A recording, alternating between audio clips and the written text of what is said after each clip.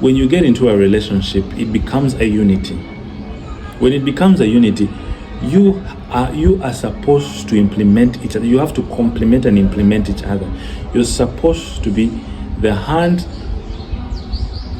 when he doesn't have the hand, the helping hand. You're supposed to be the advice when he's not having that, his mental state is not okay. You're supposed to be the strength when he's lacking strength. But when you say this is how I'm supposed to be treated, of course it's one-sided. Because if they treat you any less, you're going to walk out of that relationship. And remember, relationships are things that you guys need to work on. Despite of whatever you guys can go through, you need to work out a lasting relationship. Because it is very tiresome to move from one relationship to another, very tiresome, and it also portrays a very bad public image. But when you learn to master and protect what you've been given, that is not selfishness. Because whatever way you want to be treated, remember, are you capable of giving that in return? Are you capable of giving that in return? Or it's all about you? Are you capable of treating the other partner the right way? The way they deserve? Or have you tried to take an initiative to know how they also want to be treated? Because if you want to be treated like that and you don't want to know how they want to be treated, then it's one-sided. And that is the cause of all the chaos in the relationship, okay? So what am I saying? I'm saying that take the initiative and take out all those thoughts and try to know how your fellow wants to be treated, okay? And then stop demanding that this is how I want to be treated. It is not a very good statement. Because remember, the Lord Jesus Christ denied himself the place of authority and came down to die for us. That is what they call a good example in a relationship. You deny yourself so that you lay your life down for somebody, and then they'll acknowledge the small and the tiny and the great things you've been doing in their lives, and that becomes a blessing. And many are going to say that if you sacrifice all that and this person decides to cheat or decides to dump you or leave you, that's on them. Because living right does not, it comes with a cost. Living right and living a life of righteousness comes with a cost. They can cheat on you, but it's them. There comes a time where they will flash a light on themselves and they will know how unjustful or how ungrateful they've been.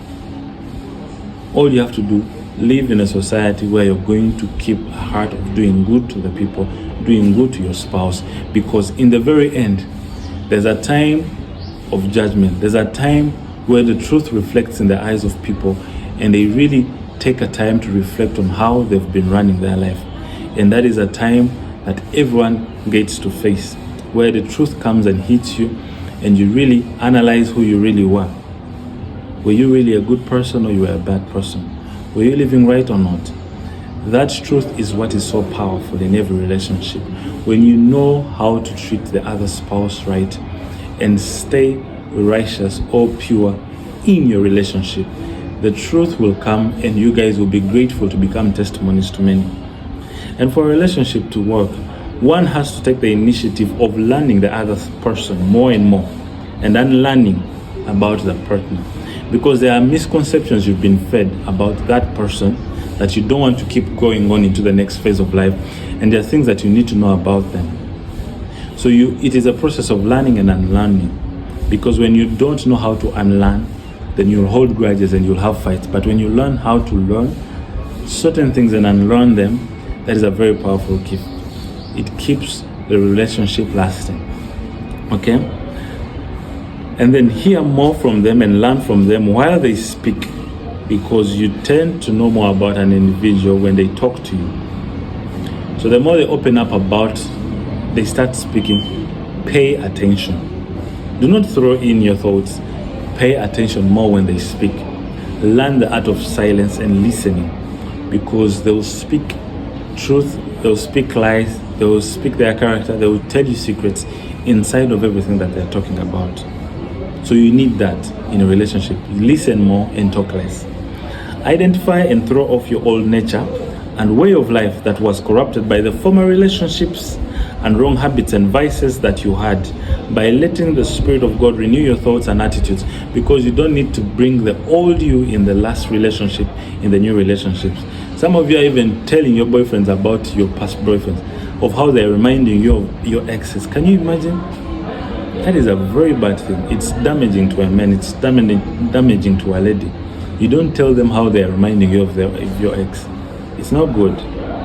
Acknowledge how good they are, how they have transformed you, how they've become a blessing to you. Acknowledge the good things and don't focus on the negative things. When you guys are having a fight, don't bring those things. Learn to become calm. Learn to stay submissive. Because fights are only for a short time. It's only a fire for a short time that comes to test if your relationship can last. You understand? Throw off that all nature. You don't need to bring it into a relationship. For you to have a healthy and growing relationship full of love, let each one of you let each one of you do their specific part and work that they're responsible of doing in the relationship for you to grow perfect in love. You guys have to know which part you're supposed to play and how you have to do it. If it's communication, keep it. If it is treating your partner nicely, keep it.